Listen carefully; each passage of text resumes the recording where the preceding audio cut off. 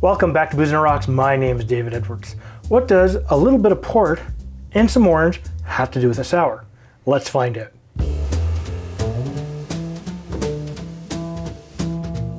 Great to have every single one of you back here today. We are doing something slightly different. We're still making a cocktail, but what we are actually making is a port sour. And how did this come about, you might ask? Because port is something you normally wouldn't do much with, except for drink it straight in a fancy little glass, after dinner, whatever. I sat down and said to myself, self, what do I like to drink? And I said, port. And then I said again, well, what else do I like to drink? And I said, port. Okay, apparently I was on a one-track mind today. However, I wanted to do something different. So I thought about my love of sour cocktails and I went, self, could I make this into a port sour? I didn't see any recipes for it, so I figured, why not try it? It's gonna be different, and I know that if I take my spirit and a little bit of citrus and a little bit of sweetener, for example, simple syrup, you can do it if you get it in the right proportions. So, today we're gonna make a port sour for the first time. The first thing we're going to do is grab your shaking glass. And you know what? That's awesome. The second thing is you will grab your Tawny Port of choice. In my case, I'm using Graham's 10-year-old port, which means that the average age of the wines that go into this are 10 years old. So the average port that is unmarked for age is anywhere from 2 to 3 years. Now, port is aged in wooden barrels, and it is a fortified wine. The original fortifying process was actually to add brandy to the wine for overseas shipping. And I love the smell of a Tawny Port, and this one is no exception. So for this we need 1 3/4 ounces or 52.5 milliliters. The next thing we need is a little bit of simple syrup. Flip this over.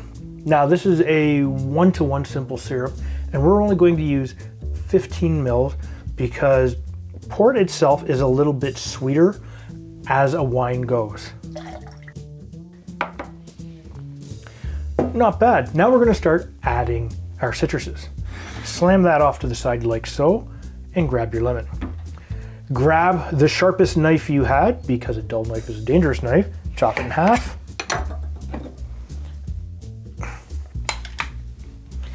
And use your squeezer, which doesn't really want to cooperate with me today. We need 1 ounce or 30 mils.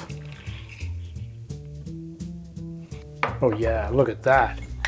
But we're not done.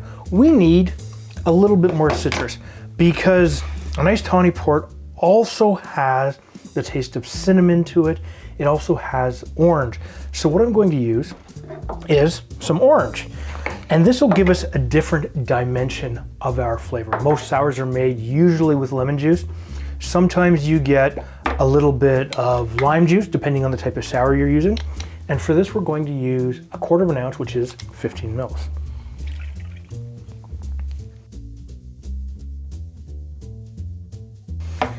This is going to be interesting, I can tell already. However, now for your pièce de résistance. Wouldn't be a sour without an egg white.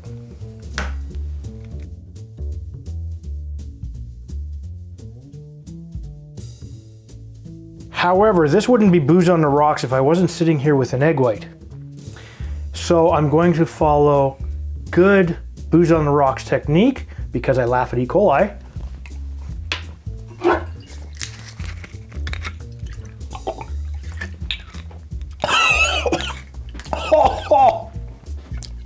What?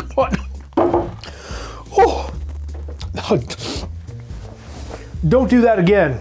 It's not for the faint at heart, but I don't believe in wasting my egg yolks, so a little bit of natural fats there.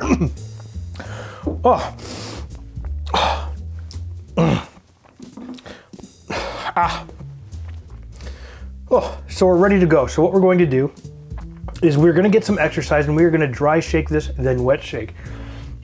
Dry shaking this is slamming your lid down, give it a bit of a spin, hold on to it really tight, and shake it very hard for a good 10 seconds.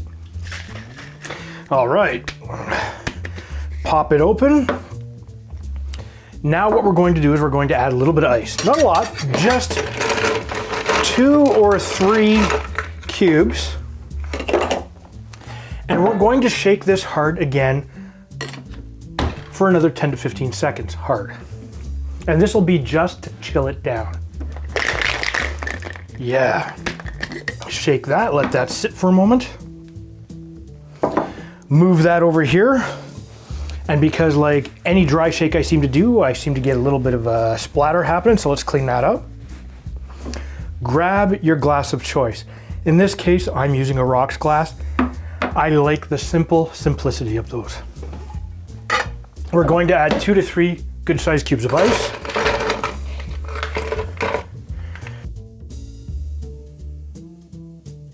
There, 3 decent cubes of ice.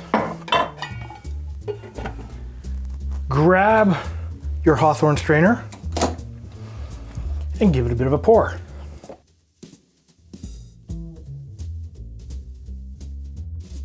Look at that. That is a gorgeous looking foam. It is going to separate very, very nicely. However, we're not done. I needed a garnish. So a friend of mine from up in Northern Ontario, well, not northern, closer to Ottawa, Rob from Rob's Home Bar, decided he would send me some dehydrated citrus fruits.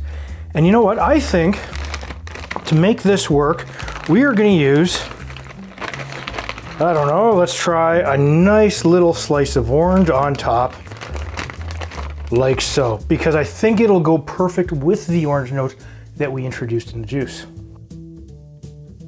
Look at that. Absolutely gorgeous. Rob, thank you very much. You just made this cocktail for me. Visually look at this presentation. It's taking a nice long time for this nice thick foam to separate and saturate, so this will help with our mouthfeel.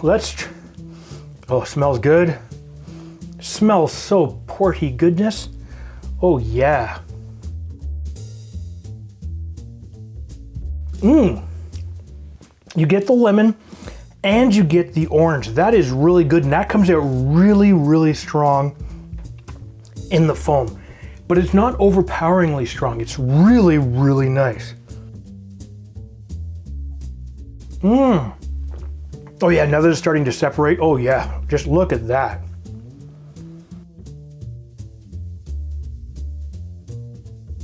Oh, that is really, really good. Oh, go out, buy yourself a bottle of Tawny Port if you don't have one, or borrow a little bit from a friend that maybe drinks port. Oh yeah. Experiment with it. See what you really, really like with it. This is stellar. You know what? If you think I should use a different type of port, let me know down in the comments down below. Do you think I should try different ratios of citrus and different types of citrus to bring out those flavors? Definitely put that down in the comments down below as well. And if this is your first time to my channel, hit the subscribe button and make sure you hit that bell notification. That way, every time we put up a new video, you will be notified. And if you'd like to help support the channel, please check us out at patreon.com/booze on the rocks, because every little bit helps us to keep bringing this to you. And you know what? This is a perfect time for your pork sour. You have a great day.